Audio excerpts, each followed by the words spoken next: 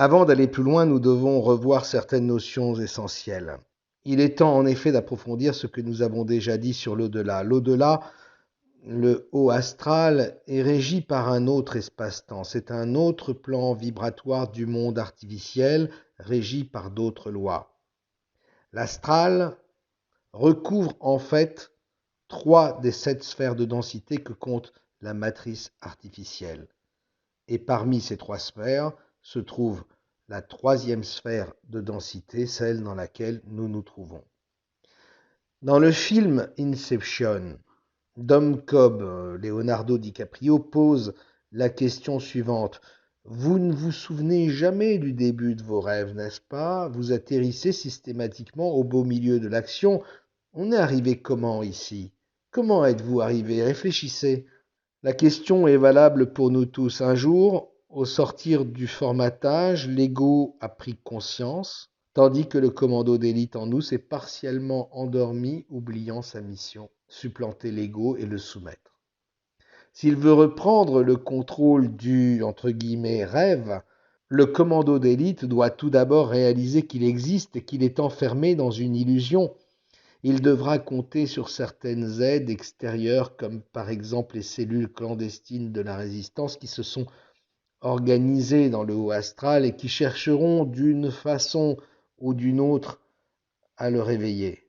Certaines synchronicités exceptionnelles peuvent contribuer à l'éveil des consciences.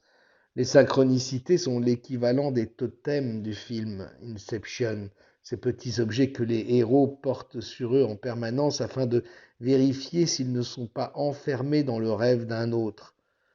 La montre est le totem de Dom Cobb, même s'il utilise le totem de sa défunte femme, une toupie. Les commandos d'élite qui ont réussi à rallier la résistance dans le haut astral, échappant ainsi à l'influence des faux dieux, vont à leur tour tenter de provoquer cette prise de conscience chez d'autres, soit en prenant directement contact avec eux, soit par des interventions qu'ils feront à travers les lignes du temps. C'est ainsi que vont apparaître des anomalies dans notre présent. Malheureusement, les elfes noirs sont à l'affût de tous les bugs de la matrice. Ils s'emploient évidemment à imiter la résistance et s'amusent pour brouiller les messages, à multiplier les contacts qu'ils parviennent à infiltrer ou les synchronicités dès qu'une personne montre de l'intérêt pour les signes. Le but est de brouiller les cartes pour que plus personne n'y comprenne plus rien. Ce stratagème a pour effet de stimuler l'ego au point de lui faire perdre toute cohérence. Dans le meilleur des cas, les cibles de leur petit manège finissent par perdre toute crédibilité. Ces malheureuses victimes vont fuir les autres quand elles ne s'isolent pas elles-mêmes, sombrant parfois dans la folie. Dans les cas les plus sévères, ceux qui insistent et persistent à vouloir établir le contact avec l'au-delà sans y être réellement préparés tombent sous l'emprise d'entités du bas astral qui, remontant le long du réseau, s'infiltrent en eux et s'accrochent à leur cou.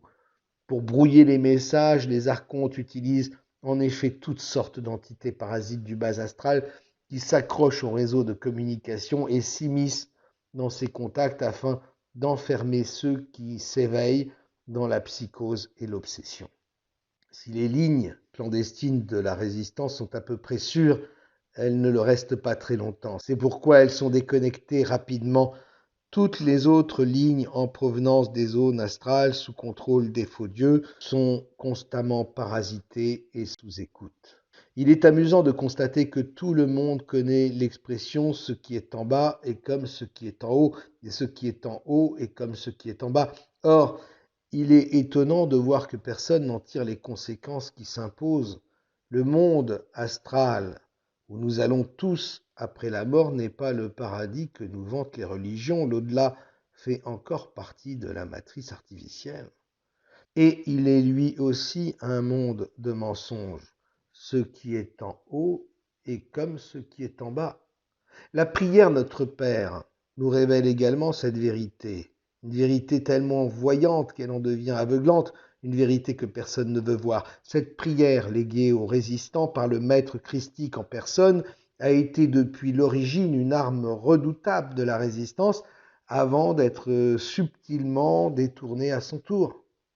Que nous dit-elle aujourd'hui encore? Notre Père qui es aux cieux, que ton nom soit sanctifié, que ton règne vienne, que ta volonté soit faite sur la terre comme au ciel. Donne-nous aujourd'hui notre pain de ce jour, pardonne-nous nos offenses, comme nous pardonnons aussi à ceux qui nous ont offensés, et ne nous soumets pas à la tentation, mais délivre-nous du mal. Alors, que ton règne vienne, que ta volonté soit faite sur la terre comme au ciel. Cette phrase nous apporte des informations essentielles. Tout d'abord, nous voyons bien que le règne divin dans l'acceptation christique, c'est-à-dire le règne de l'amour, n'a pas encore été instauré sur la terre.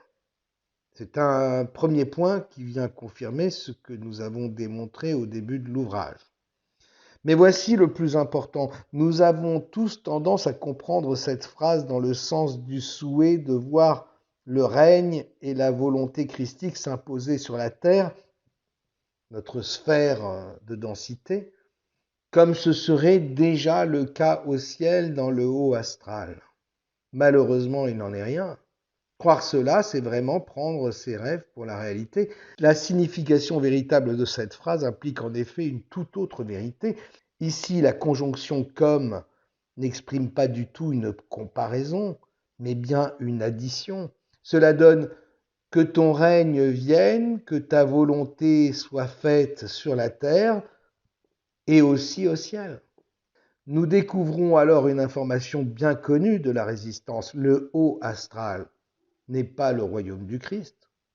Après la mort des individus dans notre troisième sphère de densité, les corps astraux, ADN astral, ego astral et flamme bleue rejoignent la zone de l'astral correspondant à leur état vibratoire, mais restent toujours prisonniers d'une illusion. Ils ne rejoignent pas du tout le paradis, la matrice originelle, mais une illusion de paradis où le bonheur est en réalité très relatif. En raison de la structuration même du temps dans l'astral, le pouvoir créateur du virus humain sur son environnement y est encore plus efficient que dans notre dimension, le moyen astral. Ainsi, l'au-delà, le haut astral, est-il encore plus étroitement surveillé par les faux dieux. Le monde des morts, où le corps astral se retrouve enfermé, est bien plus hiérarchisé que le nôtre. Tout y est soumis à autorisation. C'est un monde doté d'un fonctionnement de groupe très contraignant, chacun surveillant son voisin, entre guillemets, avec bienveillance. La pseudo-spiritualité qui imprègne le monde astral a en fait pour objectif le consentement de tous à l'égard du système. En échange de cette acceptation, les commandos d'élite les mieux notés connaissent un semblant de sérénité à l'intérieur d'une fausse lumière où ils se retrouvent enveloppés d'un faux amour inconditionnel. Cet état dans lequel ils se ramollissent encore un peu plus leur est vendu comme un équivalent du bonheur. Cependant, derrière ce paradis de façade, la fureur n'est jamais loin pour qui dérogerait aux règles. Et la menace ultime d'une rétrogradation, voire d'une déportation dans le bas astral, l'enfer, pèse d'une façon larvée sur tous ceux qui refusent l'ordre établi. On invite les plus récalcitrants à se juger par rapport aux 10 commandements et à se condamner eux-mêmes. Toujours dans un esprit d'acceptation, ceux qui se jugent le plus durement vont lentement se décentrer et baisser en fréquence. Ils terminent alors dans le domaine des entités inférieures, le bas astral, où ils sont sujets au harcèlement constant des djinns et autres démons. Ceux-là deviennent fous de désespoir, il n'y a plus qu'à les cueillir pour les conduire dans l'ombre. Tout cela n'est que manipulation. Comment peut-on se juger soi-même avec équité lorsque l'on a toujours tout ignoré de la vérité? Ce tribunal des faux dieux n'a décidément aucune légitimité. En entrant en contact avec le haut astral, cette dimension vibratoire proche de la nôtre, le moyen astral, nous allons communiquer avec des défunts, des parents qui, aussi sincères soient-ils, sont évidemment pris dans le piège de cette illusion. Ces communications seront sujettes à surveillance et les révélations de nos chers disparus ne pourront jamais dépasser les limites autorisées ni les connaissances de leur ego. En outre, les défunts restent ce qu'ils étaient de leur vivant, avec leur caractère et leur personnalité d'avant. Si leur façon de voir les choses a considérablement évolué, ils n'en gardent pas moins leurs défauts, comme par exemple ce trait commun à un grand nombre de personnes, la certitude d'avoir raison de croire qu'ils ont toujours raison. D'autres entités se présenteront sous le nom de guides, anges gardiens, âmes sœurs, doubles. En réalité, ces entités ont été abusées et ne sont pas conscientes d'être simplement une extension de nous-mêmes, des flammes bleues maintenues en stase dans une dimension parallèle. Il est temps d'apprendre à tous ces correspondants de l'astral qu'ils sont manipulés eux-mêmes et qu'ils doivent emprunter eux aussi le chemin du réveil. Devant le danger que représente une telle révélation pour les faux dieux, pas étonnant que ces communications soient interdites par les religions, invariablement parasitées par des entités du bas astral et empêchées par l'ego qui mettra en avant ses doutes et sa superstition. D'autres guides, plus importants encore, se présenteront comme des maîtres ascensionnés de premier plan, etc. Il ne faut pas se fier à leurs discours flatteurs et trompeurs, car comme nous l'avons vu plus haut, ces êtres sont en fait des elfes noirs, des gardiens de l'astral. En toutes circonstances, il faut de toute façon se méfier des entités qui flattent nos égos tout en nous isolant. Plus rares seront les communications directes avec la résistance qui, par définition, se doit à la plus extrême prudence. Ces communications sont clandestines et échappent au réseau habituel. Elles sont généralement assez brèves et changent très souvent de fréquence par mesure de sécurité. Une fois repérées par les gardiens de l'astral, ces lignes sont abandonnées. Elles reprennent un peu plus tard via d'autres fréquences avant d'être abandonnées de nouveau, et ainsi de suite. Revenons à présent sur le piège post-mortem qui attend chacun d'entre nous lorsque nous passons de l'autre côté. Il y a d'abord ceux qui meurent brutalement ou ceux qui sont trop attachés à la matière. Il arrive que ceux-là refusent de quitter ce plan. Ils restent entre les deux dimensions dans une sorte de no man's land et deviennent des spectres errants. Leur corps astral rôde dans les parages de leur ADN tant que celui-ci conserve sa cohérence. Ils hantent les cimetières où se trouvent leurs cadavres, les maisons qu'ils occupaient de leurs vivants, traînent autour de leurs parents ou de leurs descendants. Ils s'accrochent partout où leur ADN a laissé son empreinte jusqu'à sa désagrégation totale. Alors, n'ayant plus rien à quoi s'accrocher, ils sont récupérés et conduits dans le bas astral aux portes de l'ombre où ils rejoignent la colonne des égarés. Pour les autres, au moment de la mort, le corps éthérique se libère de l'ADN de matière et passe dans l'astral. Certains, dont les vibrations sont trop basses, ne vont pas plus loin que le bas astral. Les autres s'élèvent en empruntant soit le réseau fréquentiel des commandos d'élite, soit le réseau de l'ego. Pour les premiers, le voyage s'effectue à l'intérieur de ce qu'ils perçoivent comme un immense tunnel qui les entraîne vers une lumière à la fois douce et brillante.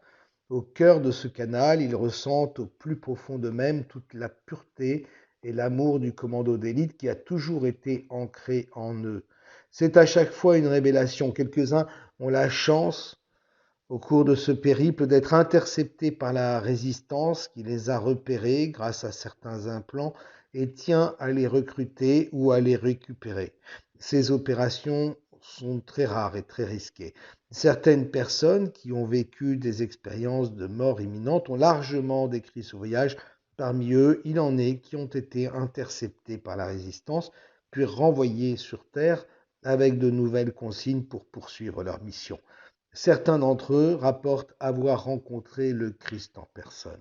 Pour les seconds qui s'engagent à travers le réseau de l'ego, Le voyage est bien plus effrayant. Ils vont devoir franchir sans protection les différentes strates du bas astral. Ils passent ainsi par différentes étapes entraînées par les connexions de la bile noire et font à chaque fois de sinistres rencontres entrecoupées de longues périodes d'absence. Les seules lumières qui leur parviennent ressemblent à des longs tubes de néon rouge, violet ou bleu qui traversent l'environnement comme des étoiles filantes et aussitôt disparaissent. Le plus souvent rectilignes, ces lumières dessinent parfois des arabesques folles à la manière de feux follets. Le voyage pénible s'étire comme un labyrinthe en pente ascendante à l'intérieur duquel l'horreur et l'effroi les attendent à chaque tournant jusqu'à l'apparition de la lumière blanche. Quel que soit le réseau emprunté, au terme de l'ascension, les défunts atteignent une sorte de plancher de verre. Le seuil du haut astral est une plateforme translucide, toute blanche, difficile à décrire tant la lumière est vive et enveloppante, sans pour autant paraître éblouissante. Encore très imprégnés de l'énergie dans laquelle ils viennent de baigner, ils sont accueillis par des proches, des parents, des amis qu'ils ont connus, ou encore des maîtres spirituels qui les attendent et leur adressent des paroles de réconfort. C'est ici, au vu de nombreux témoins représentant des familles d'âmes, que s'ouvre alors le tribunal de l'âme. Chacun doit se juger selon ses pensées et ses actes. Une mascarade. Il arrive bien souvent que les plus purs, tout à leur émotion, soient aussi ceux qui se jugent le plus sévèrement. À mesure qu'ils s'accusent, on les voit régresser vibratoirement du fait de la culpabilité ou de la honte jusqu'à changer de fréquence. C'est ainsi que quelques-uns trop fragiles, entraînés dans une spirale infernale d'auto-flagellation, se retrouvent injustement condamnés à retourner dans le moyen astral ou même parfois le bas astral. D'autres, au contraire, qui ont vécu une vie infâme, comme par exemple les sangs noirs, et qui ont été parfois responsables de la mort de centaines de milliers de personnes, ne manifesteront aucun signe de regret ni aucun remords. Ceux-là vont passer brillamment l'épreuve de l'auto-jugement, légitimant chacune de leurs mauvaises actions. Ils sauront se maintenir à un certain niveau vibratoire, de sorte que les portes du haut astral s'ouvriront en grand devant eux. Beaucoup parmi les sangs noirs se verront d'ailleurs confier des postes à responsabilité dans les gouvernements. Quoi qu'il en soit, tous seront de toute façon soumis à la dernière question, celle qui les lie à jamais au système perverti des archontes. Avez-vous été capable de respecter tous les commandements de votre vivant? Tous doivent bien convenir que non. Ils concèdent alors qu'ils devront tout faire pour s'améliorer lors d'une prochaine incarnation dans la troisième sphère de densité.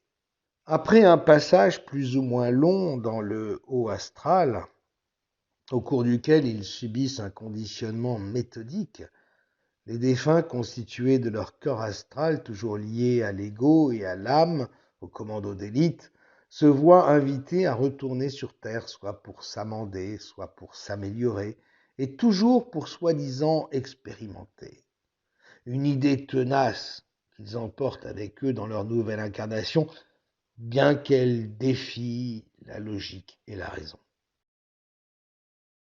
Si la loi des 10 commandements concerne les peuples qui vivent sous l'obédience des 3 grandes religions monothéistes, les autres peuples n'échappent pas à ce piège pour autant. Les faux dieux convoitent les commandos d'élite depuis bien trop longtemps et ils n'ont rien laissé au hasard. En fait, les autres grandes religions, le bouddhisme, l'hindouisme, n'ont pas besoin d'avoir recours au piège des commandements puisque l'adhésion au principe de réincarnation est au cœur même de leur système de croyance. Le bouddhisme défend le principe des réincarnations sous le terme de renaissance tout en niant l'existence de l'âme, ce qui à terme favorise sa dissolution. C'est d'ailleurs ouvertement l'objectif de cette philosophie qui prône la disparition dans la non-existence, le parinirvana, autrement dit dans le néant. Quant à l'hindouisme, il intègre le principe des réincarnations, même dans un corps animal, comme une fatalité contre laquelle il est inutile de se battre. Là encore, le but ultime est la disparition de l'individu qui doit se fondre dans l'univers. C'est le nirvana. Dans les deux cas, il n'y a aucune échappatoire possible pour l'adepte qui a déjà admis au plus profond de lui-même sa soumission à la loi du karma. Ainsi, quelles que soient ses croyances, une fois de retour dans l'astral, le commando d'élite profondément conditionné suivra docilement le programme qui lui est attribué et qui le conduira irrémédiablement vers sa prochaine incarnation qui lui sera présentée comme une chance précieuse. Notons que le Nouveau Testament s'abstient d'aborder le sujet de la réincarnation. Peut-on parler ici de censure des scribes? C'est évident. Certains passages sont cependant passés entre les mailles du filet. Matthieu 11, 11. Je vous le dis en vérité, parmi ceux qui sont nés de femmes, il n'en a point paru de plus grand que Jean-Baptiste. Cependant, le plus petit dans le royaume des cieux est plus grand que lui.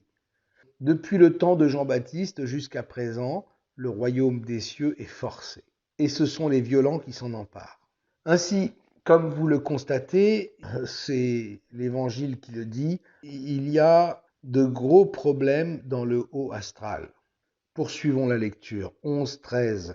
Car tous les prophètes et la loi ont prophétisé jusqu'à Jean.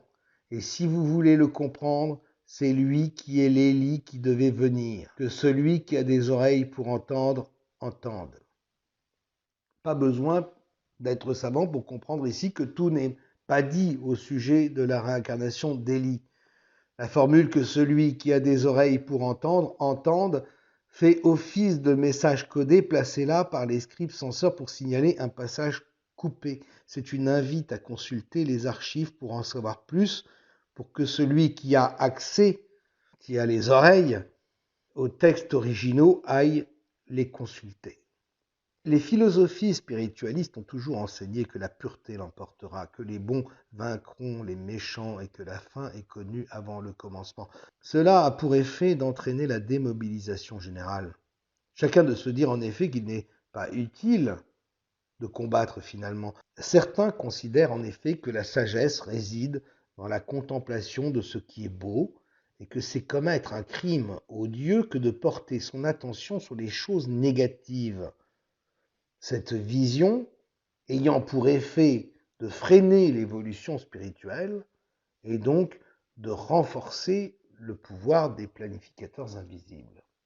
Pour ma part, il me paraît important au contraire de regarder l'abomination de ce monde pour mieux en reconnaître sa source et pouvoir s'en arracher. À titre individuel, on ne peut pas débuter une psychothérapie dans l'espoir d'aller mieux si on refuse d'aller voir d'abord la part la plus sombre qui est en nous. Ainsi, selon moi, c'est justement le fait de limiter notre attention aux aspects positifs de la vie qui freine l'évolution spirituelle de l'humanité et en tout cas sa progression sur le chemin de la vérité. Cette stratégie très à la mode aujourd'hui nous interdit en effet tout espoir de bâtir un monde meilleur puisqu'elle nous empêche de voir que les dés sont pipés depuis le début. Il est donc important de ne plus nous satisfaire du discours spiritualiste prôné par les religions et les grandes philosophies de ce monde, dans le sillage desquelles s'inscrivent de nombreuses dérives sectaires de type New Age, dont est issue toute la mouvance actuelle du bien-être. De fait, les principes fondateurs de ces doctrines ont été dictés par les faux dieux eux-mêmes dans leur seul intérêt. Le but étant de nous maintenir dans le consentement béat de notre condition, consentement dont l'endoctrinement a débuté dans le haut astral sur les récentes générations lorsqu'elles étaient en attente d'une réincarnation. Ne soyons pas aveugles. Comment le concept de l'évolution de l'âme pourrait-il être réellement au cœur des préoccupations du cycle de la vie, comme le prétendent les spiritualistes, les adeptes du bien-être et consorts, alors que dans le même temps, ces mêmes personnes défendent l'idée selon laquelle l'âme s'incarnerait en toute connaissance de cause dans le milieu de son choix et en décidant elle-même d'effacer ses mémoires. Voilà deux idées incompatibles. Il ne peut y avoir évolution responsable sans mémoire, car l'absence de mémoire laisse trop de place aux circonstances et au, entre guillemets, hasard. Certes, nous pouvons considérer que l'âme, le commando d'élite, choisit le milieu dans lequel il s'incarne, que tout au long de sa vie, l'être humain suit un plan. Nous pouvons même affirmer qu'il a un plan pour chacun d'entre nous, mais ce choix est-il réellement libre ou bien est-il le résultat d'une manipulation? La réponse devient évidente quand nous comprenons que les défunts sont tout autant que nous assujettis à des contraintes, des restrictions et des lois inflexibles, et que leur libre arbitre est exercé dans le cadre d'une situation biaisée, dans un conditionnement de tous les jours, bien loin de toute vérité. Un choix volontaire est loin d'être un choix libre. La différence réside dans le fait que les faux dieux ont bien compris que l'esclavage consenti est de loin le plus efficace et le plus durable. C'est pourquoi ils s'ingénient toujours à obtenir ce consentement par la ruse, aussi bien dans cette dimension que dans l'au-delà. Contrairement à ce que prétendent les philosophies et les religions, les incarnations ne sont en aucun cas des bénédictions pour l'âme qui, coupée de sa mémoire, ne sera jamais en mesure ni de se connaître ni de comprendre la création. En réalité, chaque nouveau pas dans le moyen astral, dans ce purgatoire, dans cette troisième sphère de densité qui est la nôtre, offre l'opportunité d'une nouvelle chute. L'évolution dans la torture, le sacrifice et la souffrance, dans l'expérimentation de la misère, des catastrophes, des maladies et finalement de la mort, n'a jamais fait partie du plan divin. Ceux qui affirment ça vous abusent en même temps qu'ils vous consolent. Faire croire que le malheur est un moteur d'évolution est juste une stratégie des légions noires qui manipulent le destin de l'humanité depuis toujours via le contrôle absolu qu'ils ont sur son symbiote. Le choix qui nous est réservé d'une vie de labeur répond en fait à l'obligation des faux dieux de satisfaire leurs alliés des autres sphères de la matrice, parasites du bas astral, Golem et Grégor, qui se nourrissent de nos énergies les plus basses. Il découle de tout ceci que la loi du karma est aussi une abomination. Accepter librement, entre parenthèses, de vivre sous le joug de cette loi rigoureuse revient en effet à accepter la damnation éternelle, puisque selon cette loi, les actions individuelles et collectives produisent d'une incarnation à l'autre un effet boomerang, lequel nous enferme dans une boucle infernale dont il est impossible de s'extraire compte tenu des échelles de temps. On observe depuis plusieurs générations l'émergence d'une nouvelle philosophie fallacieuse qui s'est développée pour faire accepter par toutes les âmes le cycle perpétuel des incarnations, cette abomination qui enferme les commandos d'élite dans une spirale destructrice. Au-delà de la problématique religieuse, le New Age s'est propagé et a suscité des sympathies jusque dans les rangs de ceux qui se disent athées. Le virus humain est programmé pour être toujours en quête de vie éternelle. Il ne pouvait qu'être séduit par cette théorie qui présente la réincarnation comme un processus d'évolution, une spirale ascendante dont l'ultime récompense consiste à atteindre la perfection afin de pouvoir retourner à la source. Cette vision mensongère est complètement absurde. Comment croire en effet que la maltraitance et la souffrance endurées dans un milieu hostile et inadapté puissent avoir un quelconque effet d'amélioration sur la nature de celui qui subit sa condition? Les faits divers nous apportent chaque jour la preuve du contraire, une victime reproduisant très souvent sur d'autres les crimes de son bourreau. L'hindouisme envisage, il est vrai, la possibilité d'une régression de l'âme. Mais en réalité, à cause du formatage mis en place par les faux dieux et qui démarre à la naissance du virus humain, privant les commandeurs d'élite de leur mémoire, la régression n'est pas une possibilité, elle est inéluctable. La réincarnation est un processus de perdition et de désintégration de l'âme.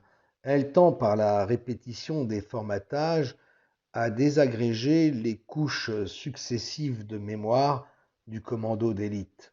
L'âme commence par oublier le pourquoi de son incarnation, le but de sa mission sur la terre, et à la fin du processus, il oublie jusqu'à son origine et sa nature christique.